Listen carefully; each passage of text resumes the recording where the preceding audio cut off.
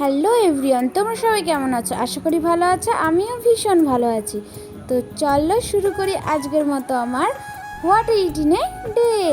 Good morning everyone. সকালবেলা ঘুম থেকে উঠে রোদের আলোটা বেশ ভালোই লাগছিল।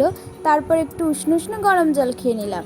বিশ্বাস করো, সকালে এতটা জল খাওয়া ইম্পসিবল, তাও খেয়ে নিলাম। তারপরে খেয়ে নিয়েছিলাম একটু গরম গরম কফি। সকালে কফিটা খেলে মুডটা একদম ফ্রেশ হয়ে যায়। তারপরে আর কি আমুড়ি খেয়ে আজকের ব্রেকফাস্টটা সেরে নিয়েছিলাম। আর আমটা এত ভীষণ টক ছিল যে মা একটু চিনি আর লবণ দিয়েছিল। তারপরে আর কি টুকটাক কাজকর্ম সেরে একটু বসি। আর এদিকে বৃষ্টি শুরু হয়ে গেছিলো, তো বৃষ্টিতে যেন আর পিছুই ছাড়ছে না। বসেই ছিলাম, ভাল লাগছিল না। তারপরে একটু লাড্ডু খেয়ে নিয়েছিলাম, বেশ ভালোই লাগে লাড্ডুটা খেতে। আর কি স্নান করে নিচে যাই, এদিকে দেখি মাংস কষা হচ্ছে। এক পিস কষা খেয়েই নিলাম, কষা মাংস না খেয়ে থাকা যায়। তারপরে লাঞ্চ করে নিয়েছিলাম স্যালাড, মাংস আর আলু ভাজা দিয়ে। তারপরে উপরে এসে একটু হজমলা খেয়ে নিই, এটা না খেলে যেন আমার ভালোই লাগে না। দিকে দেখি সূর্যি মামা দেখা দিয়েছে।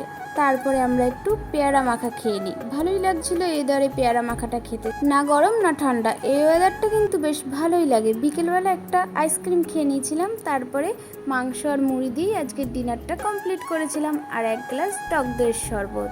ফাইনালি আজকের দিনটা কমপ্লিট করলাম। Tata, good night. কেমন হয়েছে অবশ্যই জানাবে কিন্তু কমেন্টে।